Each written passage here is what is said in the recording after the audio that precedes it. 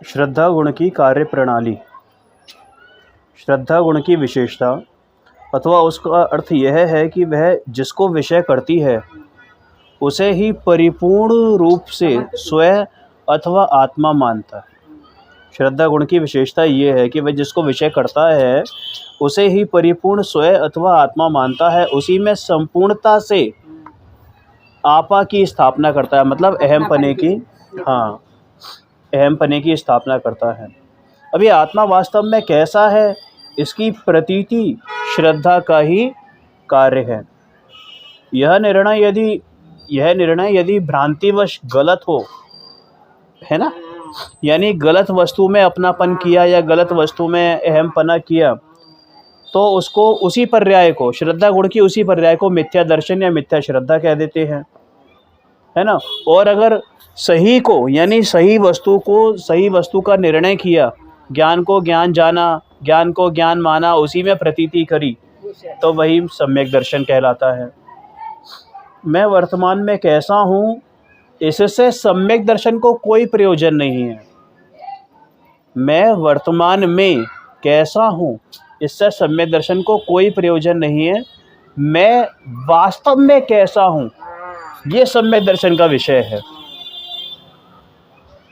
फलस्वरूप जीवत्व से अतिरिक्त अजीव आदि तत्व तथा आश्रव, संवर, निर्जरा, मोक्ष आदि सभी विकारी और निर्विकारी पर्यायों को सम्यक दर्शन विषय नहीं करता।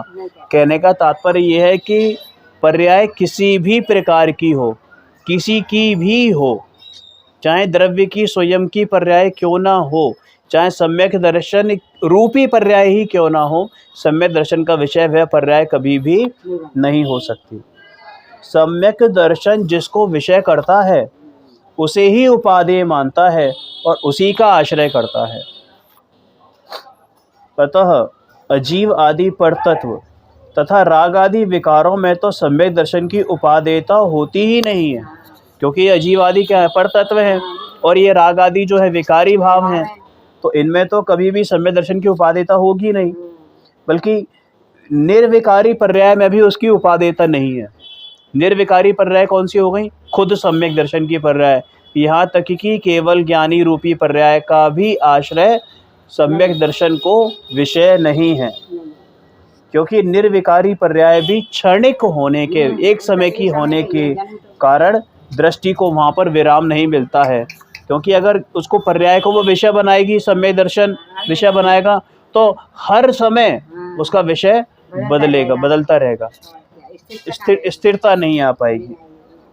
लोक में हम देखते हैं कि जैसे 80 वर्ष की कोई वृद्धा है ना, वो सूत काटती है तो दृष्टि उसकी पोनी पर रहती है, तब सूत बिना किसी रुकावट के निकलता रहता है।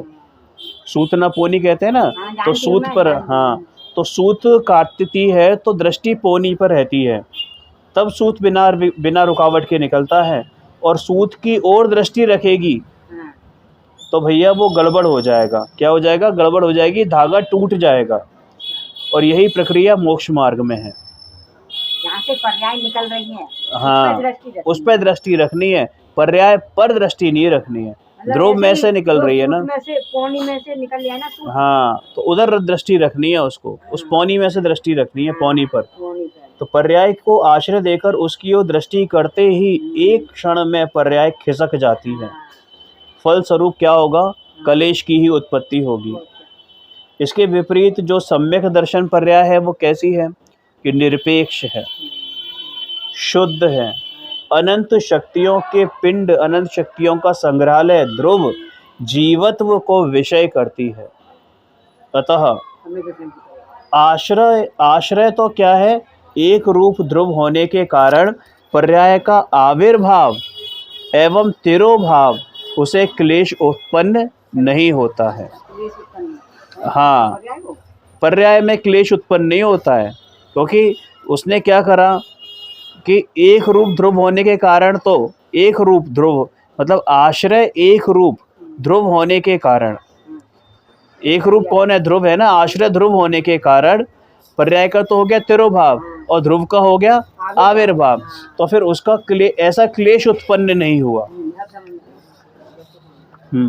पर्याय की उन्मग्नता एवं निमग्नता में भी, उन्मग्नता और निमग्नता में भी मैं एक रूप ध्रुव शुद्ध तत्व हूँ, ऐसी प्रतीति अक्षुण्ण रहती है। अक्षुण्ण मतलब हाँ, सतत रहती है।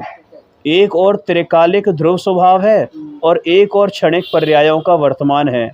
दोनों में उपादेयता का श्रेय, दोनों में उपादेयता का श्रेय एक को ही मिल सकता है। या तो त्रिकालिक ध्रुव स्वभाव उपादेय हो जाए या एक समय की पर्याय उपादेय हो जाए। ध्रुव स्वभाव के इस विश्वास के बल पर ही ध्रुव स्वभाव की संपूर्ण शुद्धता के आदर्श से क्षणिक विकारी पर्यायों का परिहार करने का सम्यक पुरुषार्थ जागृत होता है। ध्रुव दृष्टि का यह नियम केवल आध्यात्मिक विकास का ही मूल हो, ऐसी बात नहीं है, बल्कि लौकिक उत्कर्ष और लोक जागरण भी इस नियम का अनुशीलन करते हैं। कई बार आता भी है ना कि ये बच्चा जो है अनस्टेबल है, इसकी दृष्टि एक पर नहीं टिकती, चंचल मन, मंकी माइंड। हाँ, उपयोग बहुत चंचल है, मंकी माइंड है, कभी इधर कूदेगा कभी उधर कूदेगा, है ना, कभी ये काम खोल लिया कभी वो काम खोल लिया, है ना। तो उसकी भी मतलब लोक में इज्जत नहीं होती है, लेकिन जो स्टेबल होता है उसकी इज्जत होती है लोक में। लौकिक व्यवहार बहुत अच्छा हो जाता है। बिल्कुल, इसकी दृष्टि हाँ बिल्कुल। उसको एकाग्रता का वो आ गया ना। अब यहाँ पर जो दृष्टांत, हाँ यहाँ पर जो दृष्टांत दिया है वो भारत की स्वाधीनता का दिया है। सदियों से दास्ताओं की श्रृंखलाओं में जकड़े भारत ने, पहले मुगल आए फिर अंग्रेज आए, है ना, तो मतलब सदियों से जो दास्ताओं की श्रृंखलाओं में जकड़े भारत ने जब यह अनुभव किया मैं स्वतंत्र हूँ और स्वतंत्रता यानी स्वाधीनता मेरा जन्म सिद्ध अधिकार है, तभी दास्ताओं की श्रृंखलाओं को तोड़ने के लिए उसका सुप्त सोता हुआ पुरुषार्थ जागा। यदि दास्ता को ही स्वीकार करके जन्म सिद्ध स्वाधीनता विस्मृत कर दी गई होती और परतंत्रता के बीच स्वाधीनता का विश्वास ही नहीं जागता, तो फिर स्वाधीनता कैसे हस्तगत होती, मतलब हमारे हाथ में कैसे आती, हम स्वाधीन कैसे होते, हम स्वतंत्र कैसे कहलाते। अंदर से जागृति हुई। बिल्कुल, तो पहले तो स्वतंत्रता का विश्वास आया कि नहीं मैं स्वाधीन हूँ, मैं स्वतंत्र हूँ। तो ऐसे ही जब ध्रुव को ये विश्वास आता है, ध्रुव की ओर झुकी हुई पर्याय को ये विश्वास आता है कि मैं स्वतंत्र हूँ, है ना, यदि ये हो गया ना। अतः स्वाधीनता का विश्वास भारत की स्वाधीनता की उपलब्धि का प्रथम चरण था। स्वाधीनता के विश्वास पूर्वक द्वितीय चरण के रूप में स्वाधीनता संग्राम का सूत्रपात हुआ। उसके बाद ही वो जो वो था ना भारत का स्वाधीनता संग्राम 1857 में। इसी प्रकार सही विश्वास या सम्यक दर्शन आध्यात्मिक स्वतंत्रता का भी प्रथम चरण है। वैकारिक पराधीनता भी सम्यक दर्शन अपने निर्विकारी स्वरूप का जय घोष करता रहता है। वैकारिक पराधीनता का मतलब विकारी पर्याय नहीं है, यहाँ पर सब पर्याय को ही यहाँ पर वैकारिक या पराधीनता कह दिया गया है ना। तो अपने निर्विकारी स्वरूप का जय घोष करता रहता है। फलस्वरूप पराधीनता के सर्वनाश के लिए द्वितीय चरण के रूप में सम्यक चारित्र का उदय होता है। समझ में आया ना। अब यहाँ जो बात आएगी वो आएगी दृष्टि के विषय की। इस विवेचन से यह स्पष्ट है कि शुद्ध ध्रुव जीव तत्व अनंत शक्तियों का घन पिंड, अखंड पिंड है और पर्याय से निरपेक्ष है। क्षणिक होने के कारण केवल ज्ञान आदि शुद्ध पर्याय भी इसकी अपेक्षा विभाव अथवा अजीव कही जाती हैं। बहुत ही सूक्ष्म बात है, लड़ाइयाँ हो जाती हैं इस बात पे कि तुमने केवल ज्ञान को क्या बोल दिया, विभाव बोल दिया, अजीब बोल दिया। अरे भाई, केवल ज्ञान को अजीब नहीं बोला है, पर वो केवल ज्ञान रूपी जो पर्याय है एक समय की, उसको अजीब बोला है, विभाव बोला है। क्यों? क्योंकि अपने ध्रुव स्वभाव की अपेक्षा उसको विभाव बोला है। क्योंकि वो नित्य नहीं है, अनित्यता की अपेक्षा उसको विभाव बोला है। सम्यक दर्शन का जीव यदि शुद्ध ध्रुव परम पारिणामिक तत्व स्वरूप आत्म तत्व है, तो फिर ध्रुव जीव तत्व के स्वभाव से मेल ना खाने वाली सभी विकारी और निर्विकारी क्षणिक पर्याय उनके लिए यानी उस ध्रुव स्वभाव के लिए अजीव सिद्ध हो गई। समझ में आ गई ना बात? हाँ, समझ में आ गई ना बात? केवल ज्ञान आदि शुद्ध पर्यायों को भी उसी ध्रुव तत्व का अवलंबन है। अब एक उदाहरण ऐसे भी ले सकते हैं कि जैसे घर में 4 सदस्य हैं और चारों के चारों 18 साल से ऊपर हैं, तो भैया जब चुनाव होंगे, ठीक है ना, घर एक ही है, हो सकता है सब मिल बैठ के एक ही थाली में खाना भी खाते हो, कार्ड आता हो तो एक ही के नाम पे आता हो और कोई भी चला जाए या चारों चले जाएं, लेकिन जब वोट देने की बारी आती है तो वो 4 डिफरेंट इंडिविजुअल व्यक्तिगत वोट काउंट होते हैं। ऐसा नहीं कि कोई 3 दे आएंगे, 1 दे आएगा तो चारों वोट काउंट हो जाएंगे। 4 अलग अलग वोट काउंट होंगे और उन चारों की इतनी स्वतंत्रता है कि कोई एक दूसरे पर निर्भर नहीं है। कौन सी पार्टी को वोट दे रहा है वो उसका स्वयं का अधिकार है, निर्णय है। तो उसी अपेक्षा से ये कहा कि भाई वो पर्याय चाहे निर्विकारी पर्याय ही क्यों ना हो, चाहे वो केवल ज्ञान आदि पर्याय क्यों ना हो, वो मेरे लिए तो अजीब ही हैं। केवल ज्ञान आदि शुद्ध पर्यायों को भी उसी ध्रुव तत्व का अवलंबन है। ध्रुव तत्व ही सभी शुद्ध पर्यायों का एकमात्र उपास्य है। हाँ, एकमात्र उपास्य है, एकमात्र देवता है, उसी की पूजा करती हैं वो। क्षणिक पर्याय का अवलंबन तो उस धसकने वाली धारा के समान है जिस पर बैठने वाला उस धरा के साथ स्वयं धसक जाता है ना, खिसक जाता है। जैसे मोदक के कोश में से, है ना, लड्डू मोदक निकालकर खाने के उपरांत यदि मोदक के कोश को विस्मृत कर दें तो केवल प्रकट रूप मोदक पर ही अपनी दृष्टि केंद्रित कर ले, तो प्रकट रूप मोदक की समाप्ति पर दूसरा मोदक कहाँ से आएगा? मतलब ये कह रहे हैं कि जो तुमने खाया, हाँ, अब इस पे दृष्टि केंद्रित की, अब वो तुमने खा लिया, अब वो तुमने सिर्फ तुम्हारी दृष्टि में सिर्फ वही मोदक था, तो भैया दूसरा तुम कैसे खा पाओगे? क्योंकि तुम्हारी दृष्टि तो उस पर थी और वो तो खत्म हो गया, वो तो खत्म हो गया। इसका मतलब क्या कि केवल जो प्रकट मोदक था उस पर तुमने दृष्टि की थी और वो तो खत्म हो गया, पेट में चला गया, अब तुम दूसरा मोदक कैसे खा पाओगे? तो क्या ना, प्रकट रूप मोदक की समाप्ति पर दूसरा मोदक कहाँ से आएगा? तो इसलिए कोश पर दृष्टि करनी है कि जहाँ से वो उत्पन्न हो रहा है। हाँ, तो ऐसे ही ध्रुव पर दृष्टि करनी है जहाँ से वो पर्याय निकल रही हैं।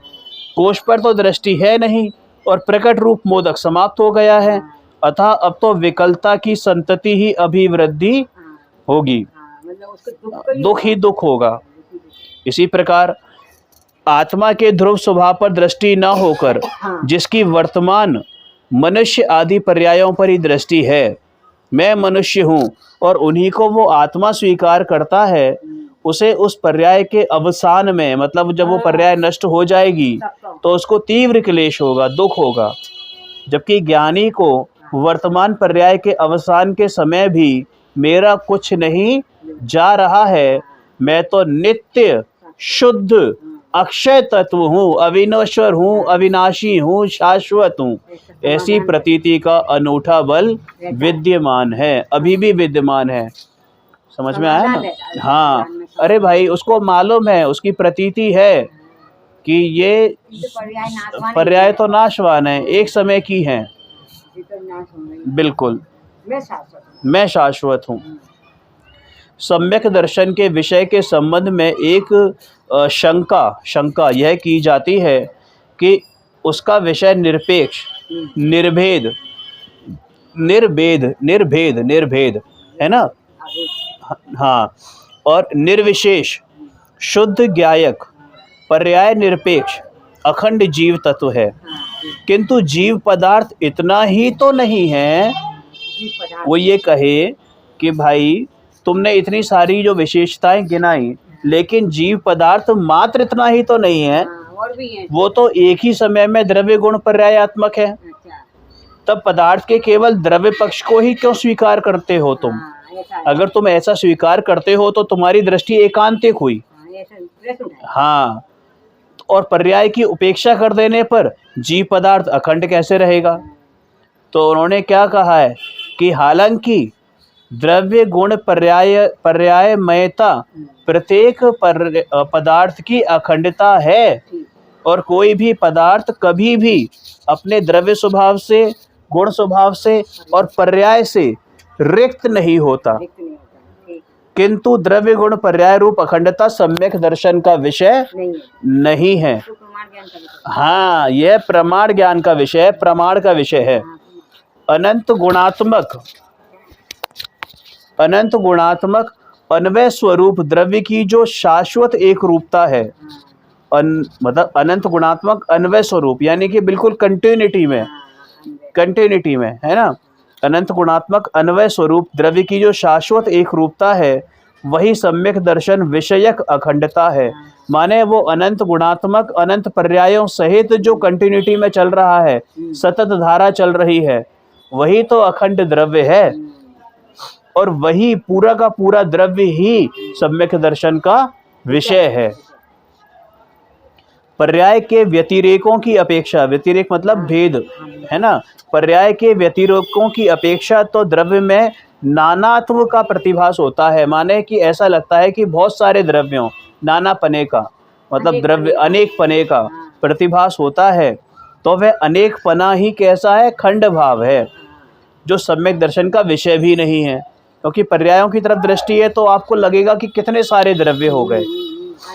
पर्याय के व्यतिरेकों में द्रव्य वैसा का वैसा भले ही दृष्टिगोचर हो, किंतु वहाँ का वहीं कभी उपलब्ध नहीं होगा। पर्याय तो समान रूप से हो सकती है कि भाई जैसी पर्याय अभी अब सिद्ध अवस्था है तो केवल ज्ञान अवस्था है, केवल ज्ञान की पर्याय कोई 99 नंबर की केवल ज्ञान की पर्याय और 100 नंबर की केवल ज्ञान की पर्याय, उन दोनों में कोई अंतर नहीं होता, केवल पर्याय का अंतर होता है, समय का अंतर होता है, पर्यायों में अंतर नहीं होता, है ना। एक जैसी होती हैं पर एक ही नहीं होती। तो कह रहे हैं कि द्रव्य भले ही तुम्हें एक जैसा प्रतिभास हो, लेकिन वही का वही नहीं होगा, क्योंकि प्रति समय बदल रहा होगा, प्रति समय बदल रहा होगा। अतः पर्याय की आश्रय कारिणी पर्याय को कभी विराम नहीं मिलता। माने अगर पर्याय की दृष्टि करेगी, उसका आश्रय करेगी, तो उस पर्याय को कभी भी विराम नहीं मिल पाएगा, बिल्कुल, क्योंकि वह भी पर्याय के साथ चक्कर खाती रहेगी। हाँ, द्रव्य की आश्रय कारिणी पर्याय जो है, जो द्रव्य का आश्रय लेती है, ऐसी पर्याय, उसका अनंत विराम है। अनंत विराम है मतलब अब वो सेटिस्फाइड है, स्टेबल है। अब उसको उसकी दृष्टि उसके, हाँ, सीता जी ने एक का वर्ण किया, राम जी का वर्ण किया, तो अब उनकी दृष्टि राम पर ही अटक गई है। अब उन्हें कहीं और ढूंढने की जरूरत नहीं है। स्वयं सम्यक दर्शन को सम्यक दर्शन का विषय नहीं है, आश्रय नहीं है। वो तो पर्याय है। बिल्कुल, सच्चाई तो यह है कि पूरे जीव पदार्थ में से सम्यक दर्शन उतनी ही चीज लेता है जितनी उसकी प्रयोजन की है। कितनी प्रयोजन की है? कि ध्रुव स्वभाव उसके प्रयोजन का है, और वह प्रयोजन चीज अखंड ज्ञायक जीव तत्व है। वो जो द्रव्य गुण पर्याय सहित का अखंड द्रव्य है, वो उसका प्रयोजन है। वो नहीं है। हाँ, नहीं, अखंड ज्ञायक जीव तत्व, जीवत्व, अखंड ज्ञायक जीवत्व। जैसे आरोग्य मानव स्वभाव होते हुए भी एक व्यक्ति रुग्ण हो जाता है, माने कि किसी को नहीं है, बीमारी नहीं है, लेकिन फिर भी उसको रोगी हो गया। यद्यपि आरोग्य और रुग्णत्व दोनों ही एक ही व्यक्ति के धर्म होने पर भी स्वास्थ्य की उपलब्धि के लिए आरोग्य स्वभाव ही उपादेय और श्रद्धेय होता है। रुग्णता तो जानने मात्र के प्रयोजन की होती है, उससे अन्य किसी प्रयोजन की सिद्धि नहीं होती है। जबकि आरोग्य स्वभाव तो प्रयोजन भूत मूल तत्व है, वह तो श्रद्धा, ज्ञान और आचरण के योग्य है। रुग्णता तो श्रद्धा और आचरण का विषय बनने योग्य नहीं है। यानी ये जो रोग है, ये जो, हाँ, जो पर्याय, हाँ, विकार, यदि वह श्रद्धेय हो तो उसका फिर अभाव कैसे किया जाए, तो क्योंकि वही है, श्रद्धेय का अर्थ ही उपादेय होता है। हाँ, इसी प्रकार श्रद्धे का रूप, हाँ श्रद्धे का विषय हाँ विषय है। उपादेय होता है। हाँ, इसी प्रकार आत्मा की सभी विकारी निर्विकारी पर्याय समान रूप से क्षणिक व आश्रय दातृत्व से शून्य होने के कारण हाँ, मात्र आश्रय लेने देने हाँ हाँ केवल मात्र ज्ञेय ही होती हैं, उपादेय नहीं होती हैं। अतः वे सम्यक दर्शन का विषय नहीं होती, बल्कि मिथ्या दर्शन का विषय होती है।